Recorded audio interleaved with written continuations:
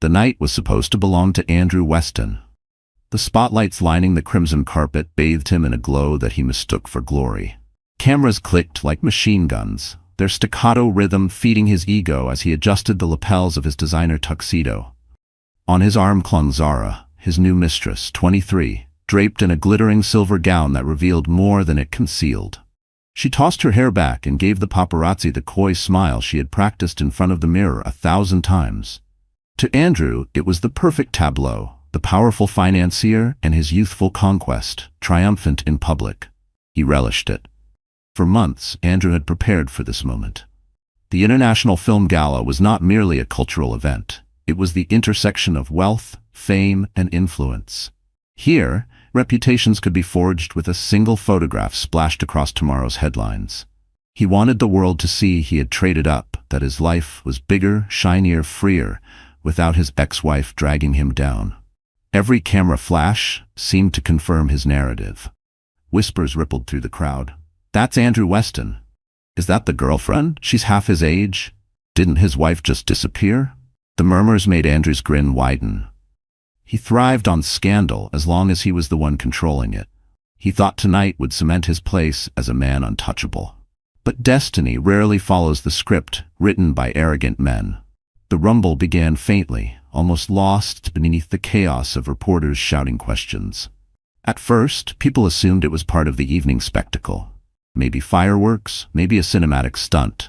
But as the sound grew louder, throats tightened, and eyes tilted skyward. Above the glittering hotel facade, a private jet with a sleek black tail insignia descended slowly toward the nearby landing strip reserved for heads of state and billionaires.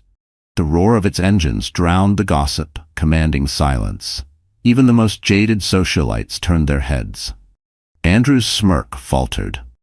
He had not arranged any surprise arrivals. He tugged Zara closer, whispering through clenched teeth, "Keep smiling." Yet his eyes darted nervously toward the landing lights. Something was wrong. The jet's wheels touched down with a hiss, rolling to a stop not far from the red carpet barricades. A convoy of black SUVs glided into formation, headlights piercing the night. Security men in tailored suits stepped out, forming a protective corridor. The crowd's anticipation thickened like the humid air before a thunderstorm. Every camera swung away from Andrew. Every microphone dropped from Zara's painted lips. All eyes locked on the jet's polished stairway, lowering to the ground. For a heartbeat, the world seemed to freeze. Then the cabin door opened. A pair of heels struck the metal steps with deliberate grace. A figure emerged, her silhouette framed against the cabin lights. The gown she wore shimmered in midnight velvet, hugging her body yet flowing with an elegance no camera could fully capture. The first flashbulbs erupted, frantic, desperate. Photographers shouted, clawing for the perfect shot. It was Emma Weston. The wife Andrew had discarded, the woman he had mocked as powerless, the pregnant mother he believed would vanish quietly into obscurity. But she was not broken, not hidden. Tonight she was radiant, her hand resting protectively on her rounded belly, as though to remind the world she carried more than pain. She carried legacy. Gasps erupted. "That's Emma. She's glowing.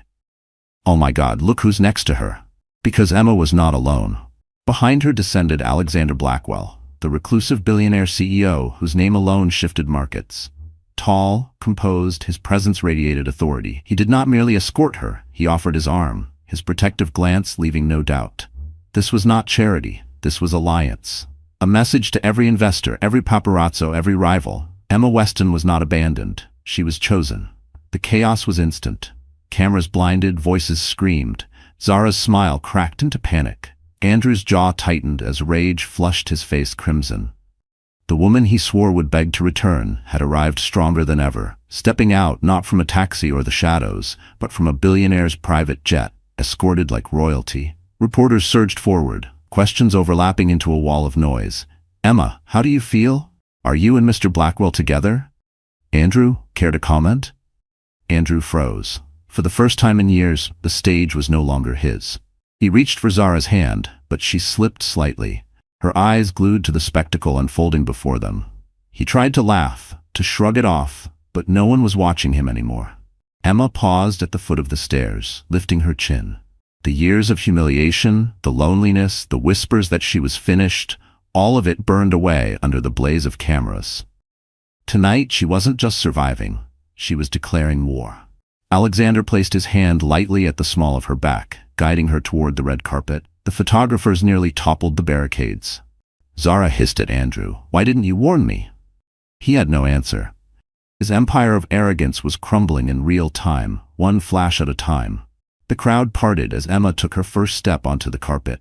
Her eyes locked with Andrew's across the chaos. She didn't flinch, didn't falter, didn't bow her head.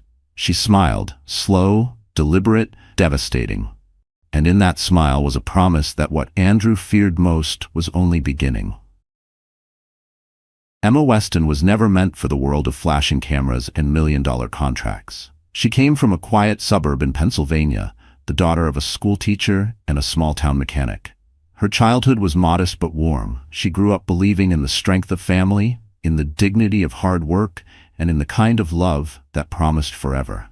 When she first met Andrew Weston, he was everything her world had never seen: polished, ambitious, and intoxicatingly confident. She was only 24 then, working as a junior publicist for a small PR firm that handled local events. Andrew was 30, freshly promoted at a Wall Street investment firm, already carrying himself like he owned the skyline. The first night they met, at a networking cocktail party, he noticed her fumbling with her notepad, trying to keep up with a swarm of clients. He leaned in with that disarming smile of his and said, "Don't look so nervous. Everyone's bluffing here anyway." She laughed, a soft, nervous laugh that would later become the sound he said he loved most. For Emma, Andrew was dazzling. He made her believe she could belong to a bigger world. For Andrew, Emma was a blank canvas, innocent, malleable, and eager to believe in him. Within months, he swept her into his orbit. Candlelit dinners at rooftop restaurants, surprise weekend getaways to the Hamptons, whispered promises that he would give her the life she deserved. And Emma, with her tender heart, believed every word. When Andrew proposed, Emma thought her fairy tale had begun. She left her modest job without a second thought when Andrew told her, "You don't need to work anymore. I'll take care of us." At first it felt romantic. She imagined herself building a family, creating a warm home while Andrew built his empire. She traded her career for his dreams, convinced she was part of something bigger. The early years were sweet, or at least they seemed so. Their wedding at a Manhattan ballroom was covered in society pages. Emma radiant in lace, Andrew standing tall with his arm around her as if she were a prize he had conquered. They moved into a luxury condo overlooking Central Park. Emma filled it with love, home-cooked meals, fresh flowers, little touches of warmth that Andrew never seemed to notice. He was too busy working, chasing deals, hosting late-night meetings, but Emma never complained. She told herself that this was what successful marriages looked like in New York. She told herself that the loneliness was temporary, that the endless waiting for him to come home was the price of his ambition. When he brushed off her questions about late nights smelling faintly of perfume, she swallowed her doubt. When he dismissed her suggestions about starting her own projects, saying, "Why bother? You've got everything you need," she forced a smile. Her silence was her sacrifice, and it was killing her. By the time Emma became pregnant, she thought it would be the miracle to bring them closer. She had dreamed of a child, of holding a tiny hand, of giving the same kind of love her parents had once given her. She imagined Andrew softening, spending evenings at home, building a nursery together. For a brief moment, when she told him the news, his eyes lit up. He kissed her belly and said, "We're going to be unstoppable." She believed him. But reality was cruel. Pregnancy only widened the distance. Andrew grew colder, more distracted. He spent more nights out, dismissing her worries with lines like, "I'm doing this for us," or "Don't be so dramatic." And then the whispers began. Friends sending her screenshots of Andrew photographed with a mysterious young woman. Social media posts of him at exclusive clubs, his arm draped casually around someone who wasn't his wife. At first, Emma wanted to believe it was nothing, but the evidence piled up, undeniable, merciless. The breaking point came one night at a gala. 6 months pregnant, swollen feet aching in borrowed heels, Emma arrived at Andrew's side only to realize the whispers were true.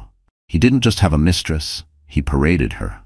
The younger woman lingered nearby, smirking, whispering into Andrew's ear while Emma stood forgotten in the corner, a decorative afterthought. She heard the laughter, saw the pitying eyes. And then she heard Andrew himself say to a group of men, "She'll beg to come back. Women like her can't survive without me." Emma's heart shattered in that moment. She left early, slipping out through the back entrance so no one would see her tears. Alone in the back seat of a taxi, she clutched her stomach as if shielding her unborn child from the humiliation. She thought she would suffocate under the weight of betrayal.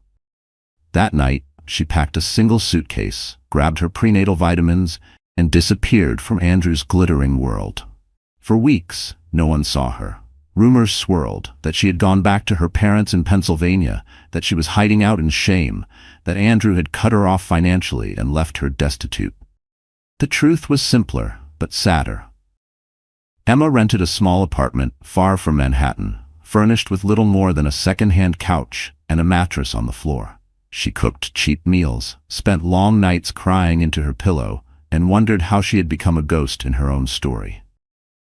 She walked alone to her prenatal appointments, clutching her coat tighter to hide her growing belly, because she could not bear the thought of strangers recognizing her as Andrew Weston's discarded wife. And yet, even in her darkest days, a flicker of resilience remained. She whispered to her unborn child, "We'll be okay. Mama's not weak. We'll rise again." Those words became her prayer. When the message came, "Miss Weston, your jet is ready," Emma thought it was a cruel joke. She almost deleted it. But something inside her, the same stubborn pride that had carried her out of Andrew's gala, made her pause. And when she finally stepped onto that private jet, when Alexander Blackwell extended his hand, it was as if the universe itself was answering her whispered vow. Emma Weston was no longer just the woman Andrew had broken. She was the woman about to rise. And the man who believed she would crawl back to him was about to learn just how wrong he was. The International Film Gala had always been more than just a celebration of cinema. For New York's elite, it was the battlefield where image was currency and perception was power. The crimson carpet unfurled like a river of blood across the city's most iconic hotel, its edges lined with velvet ropes and flashing bulbs. The air was sharp with the bite of early autumn, yet the heat from the spotlights made the evening feel like summer. Everywhere one looked, excess reigned. A fleet of Rolls-Royces and limousines, disgorged celebrities draped in gowns worth more than most homes.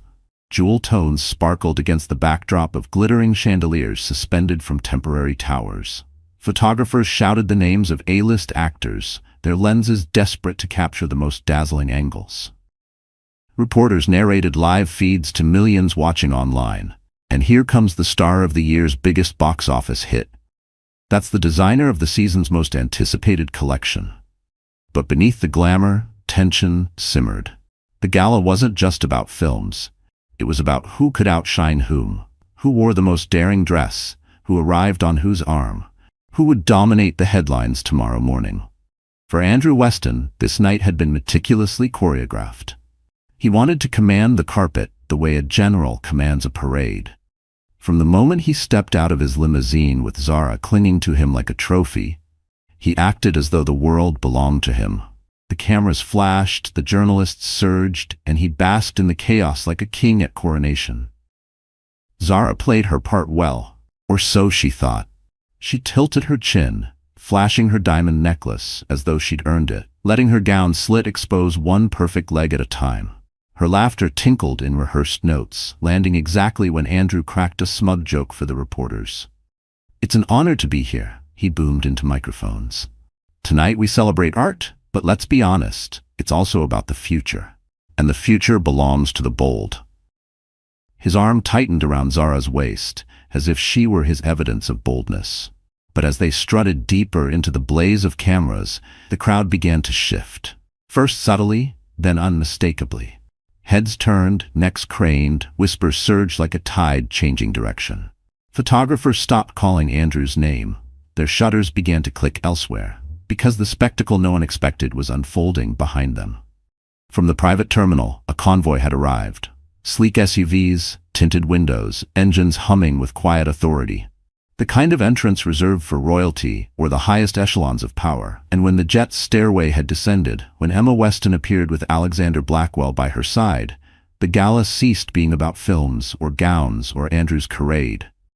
It became about her. The crowd parted like water. Guests who minutes earlier had been fawning over Andrew now stumbled forward to catch a glimpse. "That's Emma Weston," someone gasped. "But she looks incredible." Another whispered, "Is that Alexander Blackwell with her?" The name alone sent chills down spines. Alexander rarely appeared in public. He was the billionaire who shunned interviews, who controlled industries from behind closed doors. For him to walk the red carpet, and with Emma, Andrew's ex-wife, was seismic. The scene turned feverish. Emma's velvet gown shimmered under the spotlights, its deep hue contrasting perfectly with her luminous skin. Her hair, styled in soft waves, caught the light with every step. But it wasn't just the dress or the styling. It was her presence. She walked with a poise that silenced whispers, her hand lightly brushing her rounded belly, as though to remind the world she carried not shame, but life. Alexander was the anchor at her side. Tall, commanding, tailored to perfection, in a midnight tuxedo, he exuded the calm of a man who didn't need to fight for attention because attention bent toward him naturally. His hand rested protectively at the small of Emma's back, guiding but never overshadowing. The message was clear. Emma Weston was not alone. She was shielded, respected, elevated. Andrew's jaw tightened as the cameras abandoned him. He gripped Zara's hand too hard, causing her to wince. He hissed under his breath, "Smile. Don't you dare stop smiling." But it was useless. No one cared anymore. Zara's sequin dress suddenly looked cheap in comparison to Emma's effortless elegance. Andrew's bravado melted into a sheen of sweat under the merciless lights. The reporters surged like wolves scenting blood. "Emma, Emma, over here." "Mr. Blackwell, is this your first public appearance together?" "Andrew, do you have a comment on your ex-wife arriving with one of the world's most powerful men?" Andrew tried to step forward to reclaim the spotlight. "Ladies and gentlemen," he began, voice strained, "tonight is about cinema, not..." But his words were swallowed by the roar of cameras and the deafening call of Emma's name. Emma paused at the beginning of the carpet. She lifted her chin and allowed herself a smile. Not the timid, dutiful smile of a wife playing her role, but a smile of quiet triumph, a smile that said she had endured hell and returned stronger. The crowd erupted. Photographers practically climbed over one another, desperate to capture the image. Emma Weston, radiant, with Alexander Blackwell at her side. Zara tugged at Andrew's arm, whispering, "Do something." But Andrew stood frozen, his facade crumbling. The man who believed he could humiliate his wife into silence now found himself humiliated, reduced to a footnote in her comeback. The atmosphere shifted palpably. The red carpet no longer belonged to Andrew.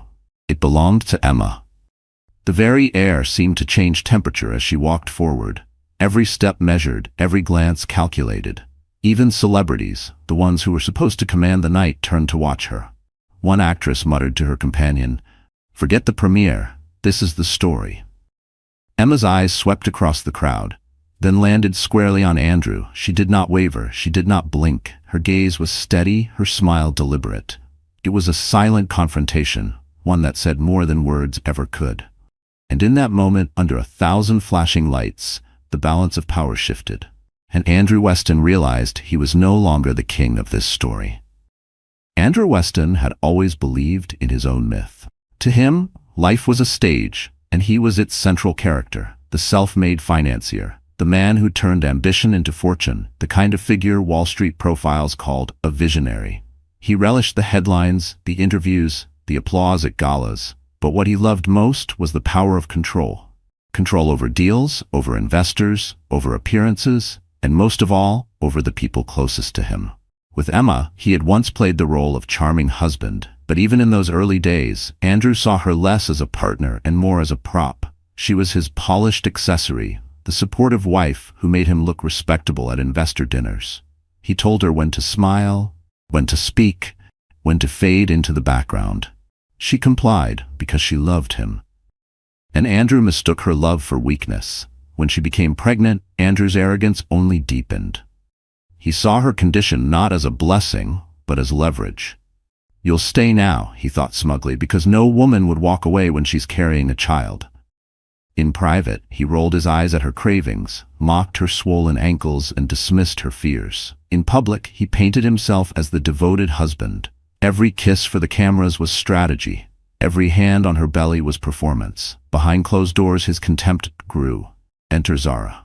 Zara was everything Emma was not, at least in Andrew's shallow eyes. Young, flashy, willing to flatter him endlessly. She was a social media influencer desperate for status, the kind of woman who measured self-worth in designer labels and likes. To Andrew, she was a distraction, a shiny toy that reminded him he was still desirable. To Zara, Andrew was a ticket out of obscurity. Together, they fed off each other's vanity. Andrew paraded Zara around not because he loved her, but because she made him feel untouchable. She laughed too loudly at his jokes, clung to his arm with practiced adoration, and whispered lines that kept his ego bloated. You're the smartest man in the room. They all envy you. You deserve better than Emma dragging you down. Zara knew how to stroke his pride, and Andrew rewarded her with gifts, a Cartier bracelet, a Porsche, a condo in her name. Each expense was a transaction, her loyalty for his indulgence. But loyalty built on greed was as fragile as glass, and Andrew never noticed the cracks. His arrogance blinded him. He didn't see that Zara rolled her eyes behind his back, mocking his aging hairline to her friends. He didn't hear the whispers at events, where industry veterans muttered that Andrew had traded dignity for cheap thrills. He didn't sense that the very people laughing with him were also laughing at him. To Andrew, he was still the center of the universe, and anyone who disagreed was simply jealous. The night of the gala, he strutted with Zara on his arm, convinced they would own the evening. He pictured the headlines. Andrew Weston moves on. New love stuns at red carpet. He rehearsed sound bites in his head, imagining how he would spin questions about Emma. I wish her the best, he would say with faux generosity, while Zara pressed closer for the cameras. He thought he was scripting his own victory. But arrogance breeds blindness. He didn't see the storm approaching. He didn't know Emma had chosen that very night to return. He didn't anticipate Alexander Blackwell stepping into the picture, and he certainly didn't imagine that his ex-wife would appear stronger, more radiant, and more untouchable than ever. When Emma stepped out of that jet, Andrew's entire performance collapsed. But instead of humility, he doubled down on arrogance. His jaw locked, his fists clenched, his voice hissed through gritted teeth. Smile, Zara? Don't you dare stop smiling. He believed he could still control the narrative if he just forced it hard enough. But control was slipping through his fingers like sand. Inside, Andrew seethed. He convinced himself Emma had orchestrated her appearance to humiliate him. He muttered curses under his breath, blaming her for stealing his moment. She couldn't survive without me, he thought bitterly, even as cameras abandoned him for her. He told himself Alexander Blackwell was just using her, that Emma was still the same powerless woman he'd left behind. It never occurred to him that she had risen beyond him. His arrogance wouldn't let him see it. Zara felt the shift too. Her smile cracked, her grip on Andrew's arm loosened. She hissed, "Why didn't you warn me about this?" Andrew snapped back, "Because it's nothing, just a stunt. Stay focused." But even Zara could sense the tide turning. Her eyes followed Emma, luminous and untouchable, and for the first time she wondered if being Andrew's arm candy was enough. Andrew's arrogance left him blind to danger, but it also made him crueler. He whispered venom to Zara when no one could hear. "Don't embarrass me, you owe me this. Without me, you're nothing." His words, dripping with the same disdain he once used on Emma, revealed the truth. Andrew didn't value women, he valued possession. To him, Zara was not a partner, just as Emma never had been. They were props in his ongoing play of power, but the audience had changed. The gala crowd was no longer entertained by Andrew's act. Investors exchanged wary glances. Socialites whispered that he looked desperate. Reporters ignored his attempts to draw attention. And in the chaos of Emma's triumphant arrival, Andrew Weston stood stranded, a man who once commanded rooms, now reduced to background noise. Yet still, in his arrogance, he refused to believe it. He leaned into Zara, forcing another smile, as though sheer willpower could drag the cameras back. "We're still the stars here," he lied to himself. But deep down, a tremor of fear began to take root. For the first time, Andrew realized the spotlight could leave him, and once gone, it might never return. And as Emma's smile cut through the night like a blade, Andrew Weston's arrogance became the very rope tightening around his own downfall. The red carpet was no longer a stage for Andrew Weston. It had transformed into an arena, and the battle lines were drawn under the glare of relentless cameras. On one side stood Andrew and Zara, desperate, clinging to the shreds of attention. On the other side, Emma Weston, radiant and untouchable, with Alexander Blackwell at her side. The contrast could not have been sharper. Andrew's tuxedo, though immaculate, seemed to sag under the weight of his growing panic. Zara, once so eager to flaunt her beauty, now shifted nervously, her forced smile twitching with every flash. Meanwhile, Emma stood in velvet elegance, her posture regal, her expression calm but unyielding. Alexander exuded authority without a word, his presence alone enough to silence the rowdiest paparazzi. The crowd sensed the tension instantly. Reporters shoved microphones forward, their voices overlapping. "Emma, how does it feel to return like this? Mr. Blackwell, is this an official partnership? Andrew, do you regret bringing your mistress tonight?" The last question hung in the air like a knife. Andrew's face hardened, and he tightened his grip on Zara's waist. "Excuse me," he snapped, forcing a strained smile. "Tonight isn't about petty gossip. It's about celebrating cinema and achievement. Let's keep the focus where it belongs." But the cameras weren't buying it. The lenses tilted away from him and locked on Emma, who remained poised, her hand gently cradling her belly. She didn't need to speak yet. Her silence alone carried weight. Alexander leaned slightly toward the microphones, his voice low and commanding. "Miss Weston is here tonight as a partner in a philanthropic initiative supporting mothers and children. She is not here to play anyone's shadow." His words were measured, deliberate, cutting through the chaos like steel. The crowd erupted. Gasps, shouts, more flashes. The headline had written itself, "Emma Weston returns, backed by billionaire Blackwell." Andrew's composure cracked. His eyes burned with rage as he glared at Emma. "You think this little act will change anything?" he hissed, too low for the microphones but sharp enough for Emma to hear. "You're still nothing without me." Emma turned to him slowly, her eyes steady, unflinching. For the first time in years, she did not shrink from his venom. "Then why," she whispered back, her voice steady, "are all the cameras pointed at me?" Andrew froze. Zara shifted awkwardly, her gaze darting between them, sensing the humiliation but powerless to stop it. The confrontation escalated when Zara, desperate for attention, stepped forward. "Don't you all see?" she shouted, her voice sharp with insecurity. "She's just trying to play the victim. Andrew has moved on and she can't handle it. That's why she's parading around with him." She jabbed a manicured finger at Alexander, like some prize she didn't earn. The crowd gasped. The audacity of Zara's outburst only magnified the spectacle. Emma inhaled slowly, her hand pressing protectively against her belly. The humiliation of months past threatened to rise again, but this time she had steel in her veins. Alexander stepped forward, his tall frame casting a shadow over Zara. His voice was cold but calm. "Miss Weston doesn't need to parade. Her dignity speaks for itself. But what about you?" He gestured subtly at Zara, his gaze slicing through her composure. "What do you have besides borrowed jewels and borrowed time?" The silence that followed was deafening. Zara's face flushed crimson, her lips trembling as she tried to form a retort, but the crowd's murmurs drowned her. "He's right. She looks desperate. Emma's handling this with class." Andrew, red with fury, attempted to salvage control. He stepped in front of Zara and shouted toward the reporters. "Enough! This circus is beneath us. Emma is my past. Zara is my future. That's all there is to it." But his words sounded hollow, swallowed by the roar of cameras still focused on Emma.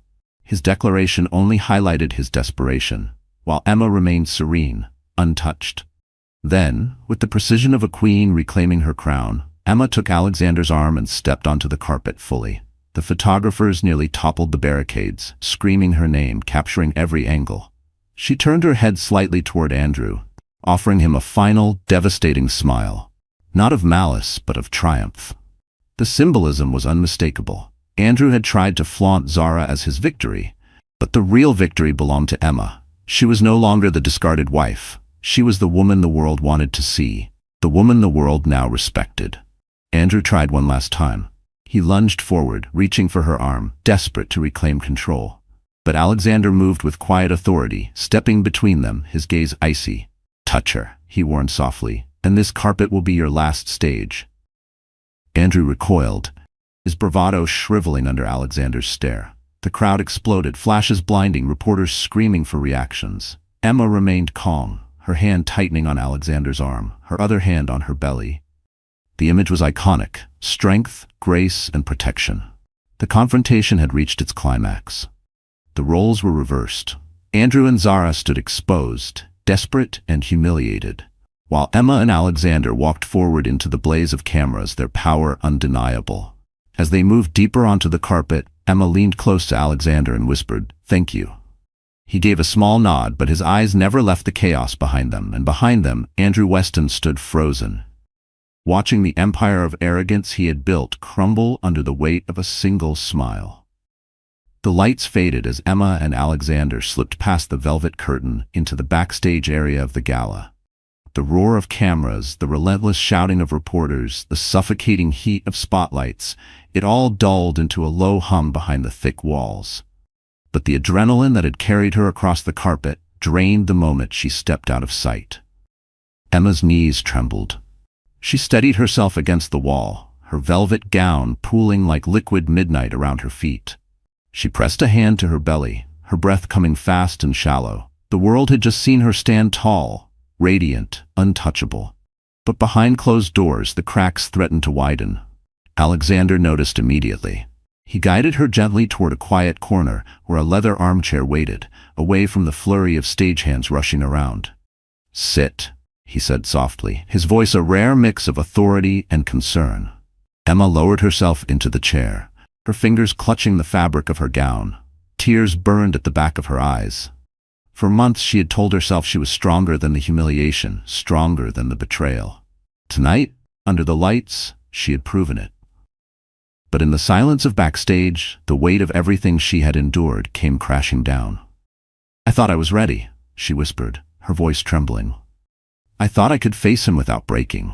But when he looked at me, when he smirked like he still owned me." Her voice cracked, and the tears she had fought to hold back spilled free. Alexander crouched in front of her, his sharp suit a contrast to the vulnerability in his eyes. "You didn't break," he said firmly. "You walked through fire tonight and came out standing. Don't confuse pain with weakness. They're not the same thing." Emma shook her head, burying her face in her hands. Images flooded her mind, each one cutting like glass. Andrew whispering to Zara at the gala months ago, his mocking laughter echoing as he told friends she would beg to return. The pitying stares of socialites, the cruel whispers of being pregnant and broke. The nights alone in her tiny apartment, crying into her pillow while clutching her stomach. "I gave him everything," she sobbed. "My time, my dreams, my trust, and he made me feel like I was nothing." Alexander's jaw tightened, his hand resting gently over hers. "He took advantage of your love. That's not a reflection of your worth. That's a reflection of his weakness." Her tears slowed, but her heart still pounded. For the first time in public, she had stood equal, even above Andrew. But the scars of his betrayal were still raw. She worried that no amount of public triumph could erase the private devastation. "Emma," Alexander said, his tone shifting, lower, more deliberate. "You've already proven you don't need him, but if you want, I can give you what you need to destroy him completely." She looked up, startled. His hand slipped into his jacket pocket, retrieving a slim, sealed envelope. He held it out, the weight of its contents heavy in the silence. "What is it?" she asked, her voice cautious. "Proof," Alexander replied. "Evidence of Andrew's financial fraud. Shell accounts, falsified reports, bribes. I've had investigators on him for months, not because of you, but because he's dangerous in my world. If this reaches the right hands, his empire will collapse overnight." Emma's eyes widened. Her pulse quickened. She stared at the envelope as if it were alive, pulsing with the promise of retribution. Her first instinct was hesitation. "Why give this to me? Why not handle it yourself?" Alexander's gaze softened. "Because this isn't my war. It's yours. I could expose him, yes, but that would only make him another headline. You deserve the choice. You deserve the power to decide what happens next." Emma's hands trembled as she reached for the envelope. She held it close but didn't open it. The weight of it pressed into her chest like a heartbeat. With one decision, she could undo Andrew, strip him of everything he had ever used to control her. But fear whispered in her ear. What if I can't handle it? What if I make things worse? What if this makes me just like him? Her voice cracked as she asked, what if I'm not strong enough to finish this? Alexander leaned closer, his eyes unwavering. Strength isn't about never doubting yourself. It's about what you do despite the doubt. You've already survived what most people couldn't. Don't let him trick you into thinking you're powerless. You're not. Silence fell between them, heavy but sacred. Emma clutched the envelope, her tears drying as resolve began to flicker beneath the pain. She thought of her unborn child, of the world she wanted to bring them into. A world not defined by Andrew's cruelty, but by her courage. For the first time in months, her shoulders straightened without effort. She wasn't just holding evidence, she was holding her freedom. Stagehands bustled nearby, preparing the next round of arrivals, oblivious to the quiet storm brewing in the corner. From the stage outside, the muffled roar of applause echoed. The night carried on, but inside Emma, something fundamental had shifted. She wiped her tears with the back of her hand, stood slowly, and faced Alexander. "Thank you," she whispered, "for believing I still had a choice." Alexander gave a small nod, his gaze steady. "The choice has always been yours, Emma. Andrew just made you forget that." Emma pressed the envelope against her chest, her heart steadying with each breath. For months, she had been defined by loss, of love, of dignity, of security. Now for the first time, she held the chance to define herself by power. She inhaled deeply, her voice clear. "I'm not afraid of him anymore." And as she stepped away from the shadows of backstage, clutching the envelope like a sword, she knew the confrontation on the red carpet had only been the beginning. The real war, her war, was just beginning. And when Andrew Weston finally learned what was in her hands, he would realize that his downfall would come not from enemies in boardrooms, but from the woman he thought he had destroyed. The envelope sat heavy in Emma's hands, long after the noise of the gala had dulled into memory. Back at the private suite Alexander had arranged for her, the silence was deafening.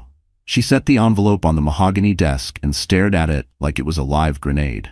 For hours she circled it, her mind torn between fear and hunger for the truth. Finally, as midnight deepened, she broke the seal. Inside were pages of documents, each stamped with damning details. Wire transfers to offshore accounts in the Cayman Islands, forged contracts with signatures not matching the originals, spreadsheets of bribes disguised as consulting fees. And tucked into the back was a photograph. Andrew, shaking hands with a politician under investigation, his smug smile frozen in a flash. Emma's breath caught. She had known Andrew was arrogant, reckless, cruel. But this was more than betrayal of a wife. This was betrayal of an entire system. His empire was built not on brilliance, but on deceit. Her fingers trembled as she flipped through the pages, each one a nail in Andrew's coffin. The man who had mocked her, humiliated her, declared she would crawl back to him. He was nothing more than a fraud propped up by lies. But then, her eyes fell on one name, repeated across multiple documents. Blackwell Holdings. Her stomach tightened. That was Alexander's company. The man who had handed her this envelope, her unexpected ally, was somehow entangled in Andrew's corruption. She sat back, heart pounding. The question gnawed at her. Why would Alexander, of all people, give her evidence that also implicated his own corporation? Was this a trap, a setup to use her as a pawn? Or was there something deeper, something she wasn't seeing? The suite door opened quietly. Alexander stepped inside, his expression unreadable. He loosened his tie as if the weight of the evening clung to him, but his eyes sharpened when he saw the documents spread across the desk. "You read them," he said softly. Emma's voice cracked as she asked, "Why is your company's name in here?"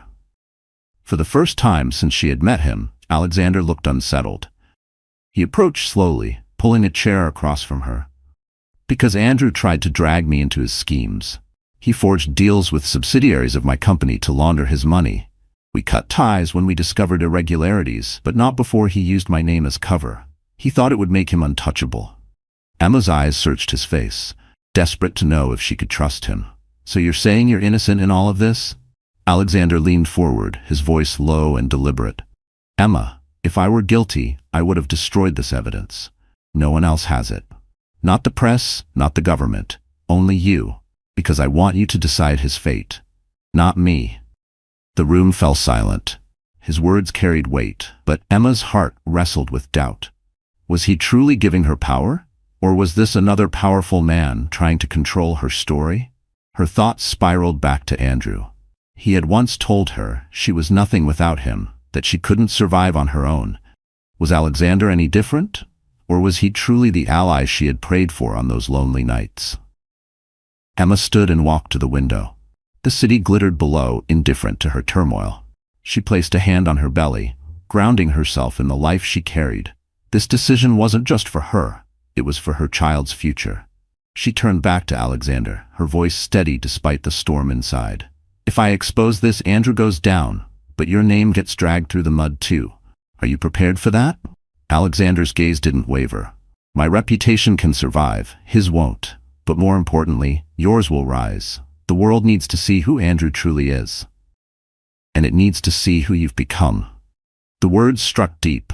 For years, Emma had been silenced, diminished, erased. Now she had the chance to reclaim her voice, not just privately, but publicly. But the price was high. Once she released this evidence, there would be no going back. Andrew would come for her with everything he had left. She sank back into the chair, the document spread before her like a chessboard. "Why me, Alexander? Why not just handle this yourself?" He hesitated for a long moment. Then his voice softened. "Because I know what it feels like to lose everything. Years ago I trusted the wrong person. A partner I thought was loyal betrayed me. I built myself back piece by piece, but the scar remains. When I saw you standing on that carpet tonight, facing down the man who tried to break you, I saw myself. And I knew you deserved the chance to win your war the way I won mine, on your own terms." Emma's throat tightened. For months she had felt invisible, discarded, powerless. And now here was a man, one of the most powerful in the world, telling her she had the right to decide, the strength to lead. The truth was no longer just about Andrew's fraud. It was about Emma's rebirth. Her hand steadied as she gathered the papers into the envelope again. She looked up at Alexander, her eyes no longer clouded with tears but sharpened with resolve. Then it settled. "I'll expose him. But I'll do it my way, on my time. Not as Andrew Weston's ex-wife, but as Emma Weston. As myself." Alexander gave a small nod, a faint smile breaking through his usual stoicism. "That's exactly what I hoped you'd say." The twist had revealed itself fully. Andrew's corruption was deeper than she imagined, but so too was Alexander's faith in her. This wasn't about him swooping in to save her. It was about him placing the sword in her hands and trusting she would know how to wield it. As Emma closed the envelope, she whispered to herself, almost like a vow, "He thought I would crawl. He thought I would beg. But I'm going to rise. And when I do, the whole world will see him for what he is." And in that moment, Emma Weston wasn't just a woman betrayed.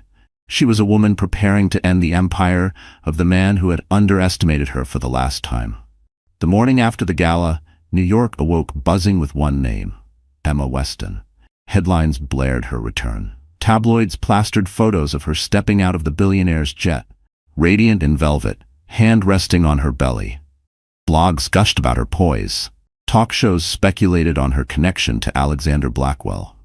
But inside her suite, away from the noise, Emma stared at herself in the mirror. The reflection staring back was both familiar and foreign.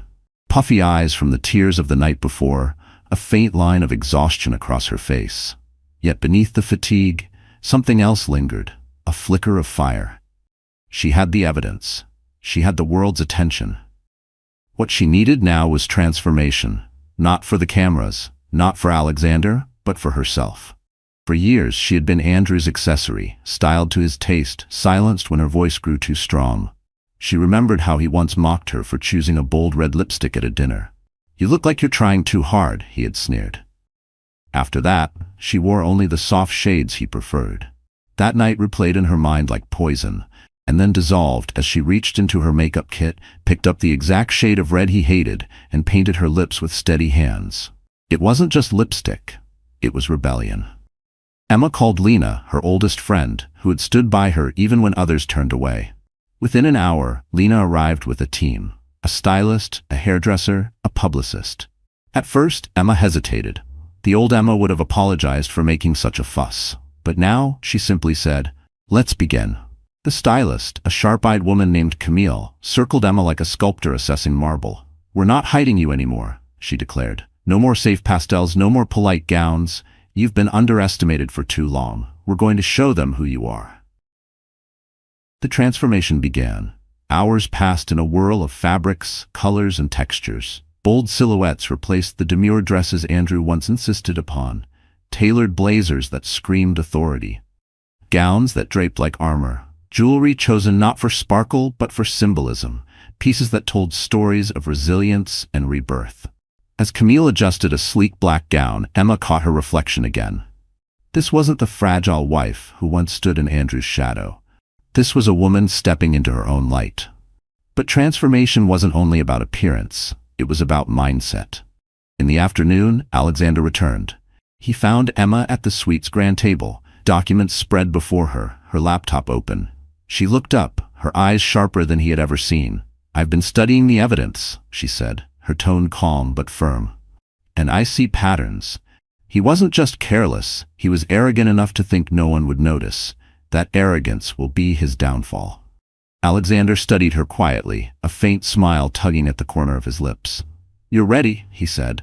Emma shook her head. "Not yet. Ready isn't just knowing the truth, it's knowing how to use it. I won't just hand this to the authorities quietly. I want to show the world who he really is, publicly, in front of the very people who laughed at me when I was at my lowest." Her voice didn't tremble, it rang with conviction. Alexander leaned against the table, his gaze unwavering. "That kind of move takes courage and strategy. If you do this, there's no turning back. He'll fight you with everything he has left." Emma closed the folder and met his eyes. "He already took everything from me once. I have nothing left to lose, except my dignity, and I'm not giving that to him again." The plan began to form. Alexander made calls, securing connections. Lena worked with the publicist to line up interviews, appearances, moments where Emma could reclaim her narrative. Camille prepared a wardrobe that would make every step a statement. But the most powerful transformation happened quietly, in the solitude of Emma's heart. That evening, she stood alone on the balcony. The city sprawled beneath her like a galaxy of lights. She pressed a hand to her belly, whispering softly, "I'm not just fighting for me, I'm fighting for you too. You'll never grow up thinking your mother was weak. You'll know she fought, she stood, and she won." Tears stung her eyes, but they weren't the tears of despair anymore. They were tears of resolve. When she stepped back inside, Lena was waiting with a garment bag. "One last thing," Lena said, unzipping it to reveal a breathtaking gown, midnight blue, stitched with subtle silver threads that glimmered like constellations. "For the gala in 2 nights, when you reveal the truth." Emma ran her fingers over the fabric. It felt like destiny. 2 days later, the transformation was complete. Emma emerged from the suite, Alexander at her side, Lena trailing proudly behind. The hotel staff froze as she passed, stunned into silence. The woman walking down the corridor was unrecognizable from the one who had slipped into anonymity months ago. Her hair was styled in waves that framed her face like a crown. Her gown flowed with elegance, commanding attention. Her stride was confident, measured, unapologetic. She wasn't Andrew's ex-wife anymore. She wasn't a victim. She was Emma Weston, a woman reborn. The cameras would see it. The world would see it. And most importantly, Andrew would see it. And when he did, he would realize the woman he once mocked into silence had returned, not as his shadow, but as his reckoning. The ballroom shimmered with opulence, every chandelier dripping in crystal, every table adorned with roses and gold-rimmed glasses. It was the annual charity gala, the event Andrew Weston believed would be his stage for redemption. He had been desperate to reclaim the spotlight after the disaster on the red carpet days earlier. Tonight, he told himself, he would silence whispers, remind everyone of his power, and prove Emma's return was nothing more than a fleeting spectacle. He arrived with Zara clinging to his arm, both dressed like royalty. Andrew's tuxedo was razor-sharp, his smile polished to perfection. Zara wore a crimson gown designed to demand attention. As they entered, photographers surged. Andrew flashed his trademark grin, confident once more. In his mind, the night was his. But as the guests settled and the orchestra played, a different kind of anticipation filled the air. Emma Weston was coming. Everyone knew it. The whisper spread like wildfire. She's here tonight? I heard she's going to speak. Alexander Blackwell is sponsoring the event. And then the doors opened. Emma entered, draped in the midnight blue gown Lena had chosen, its silver threads catching the light like a constellation. Gasps rippled through the room. She walked arm in arm with Alexander, her presence commanding without effort. Conversations halted. Glasses froze midair. Cameras pivoted in unison. Andrew's smile faltered. He tightened his grip on Zara's arm, whispering through clenched teeth, "Stay calm." But even Zara could feel the shift. Emma was the center now, and nothing Andrew did could compete. The program began, speeches from dignitaries and philanthropists filling the stage. Andrew grew restless. His turn was approaching. He had prepared a grand address about innovation, legacy, and the future. Words he believed would drown Emma out. But destiny had a different script. When the host announced a special segment, the lights dimmed. A large screen flickered to life above the stage. The audience murmured in confusion as a title appeared, "A Legacy of Lies." Andrew's stomach dropped. The first image appeared, financial statements stamped with Andrew's signature. Next came spreadsheets showing laundered funds, photographs of him shaking hands with corrupt officials, clips of testimony from whistleblowers. One by one, the evidence unfolded like a meticulously crafted puzzle, damning and undeniable. The audience gasped, murmurs rising into shocked cries. Is this real? How did this get out? This will ruin him. Andrew leapt to his feet, shouting, "This is fake, lies, a smear campaign." But his voice was drowned by the tide of scandal washing over him. Then Emma stepped onto the stage. Her heels clicked against the polished floor, echoing louder than the orchestra had minutes earlier. She stood in the spotlight, calm, radiant, her gaze sweeping across the stunned crowd. For years, she began, her voice steady but resonant, Andrew Weston built his empire on deceit. He told the world he was a visionary, a man of integrity. But the truth? She lifted the envelope and held it high, is that his success was purchased with lies, fraud, and betrayal. The room erupted again. Reporters scribbled furiously, cameras flashed. Andrew shoved past chairs, his face crimson, yelling, "Stop this! She's my bitter ex-wife trying to ruin me." Emma turned her gaze to him, unflinching. "You told your friends I would crawl back. You told the world I was weak. But tonight, Andrew, it's not me crawling, it's you." Gasps swept the audience. Alexander rose from his seat, his silent presence a wall of strength behind Emma. Zara tugged on Andrew's arm, panicked. "Do something," she whispered. But Andrew's empire was crumbling in real time. Investors in the room exchanged icy looks. Donors whispered about pulling funding. The very people who once worshipped him now recoiled as though he carried disease. Emma continued, her hand pressing lightly to her belly. "This is not just about me. It's about every person who has been silenced. Every truth buried under money and influence. I will not let my child grow up in a world where Andrew Weston is celebrated as a hero when he is nothing more than a fraud." The audience burst into applause. It began with a few hesitant claps, then swelled into thunderous approval. Emma stood taller, her tears glimmering but not falling. Andrew lunged toward the stage, his voice hoarse. "You'll regret this, Emma. I'll destroy you." But before he could reach her, security blocked his path. From the side of the room, two men in dark suits appeared, flashing badges. Federal agents. The evidence Emma had presented had already been forwarded to authorities. "Andrew Weston," one agent declared, "you're under investigation for financial fraud and conspiracy." The crowd erupted in chaos, half gasps, half cheers. Zara stumbled back, her face pale, no longer clinging to Andrew but inching away as though he were contagious. Emma watched silently as Andrew was cornered, his protests growing weaker. For years he had paraded his power, convinced he was untouchable. Tonight, under the same lights he once craved, his downfall was broadcast for all to see. She turned back to the microphone, her voice calm. "Power built on lies always collapses. Tonight is proof. And let this also be a reminder. Women are not weak when they refuse to stay silent." The applause was deafening now.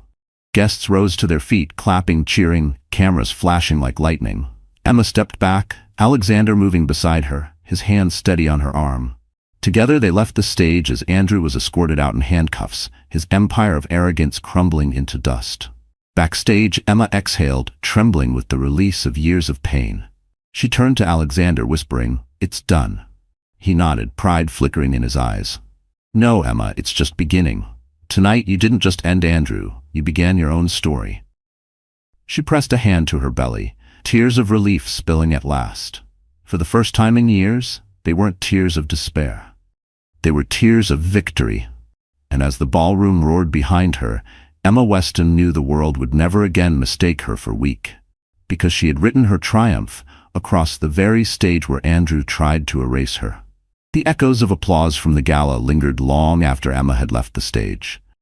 The image of Andrew Weston, once untouchable, being led away in handcuffs was already circulating across every news outlet in New York. By morning, it would be splashed across the world. But for Emma, the night was not about the spectacle. It was about release. For the first time in years, she felt free. Back in the suite Alexander had arranged, Emma sat quietly on the balcony, wrapped in a silk shawl. The city stretched below her, restless and glowing, but her heart was calm. She touched her belly, whispering softly, "We did it."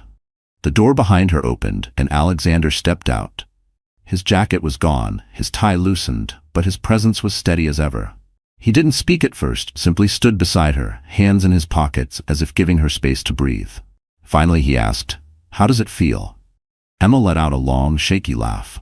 "Like I can finally breathe again, like I've been holding my breath for years, and tonight, I exhaled." Alexander nodded. "Justice has a way of doing that." But Emma shook her head. "It's more than justice, it's closure. For so long I thought I was powerless, that I was just the woman he left behind.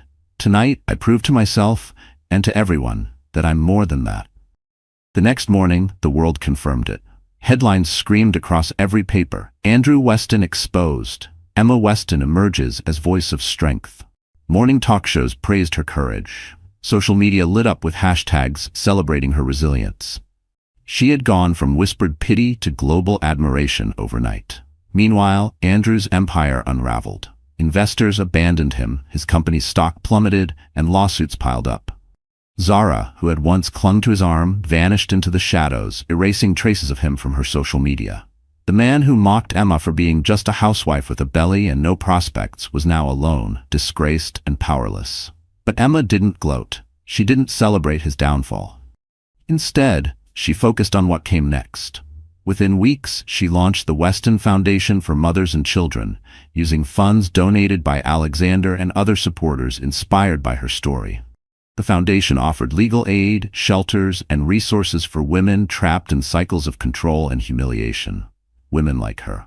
When reporters asked why she started it, she said simply, "Because no woman should ever feel voiceless, not when she has so much to give."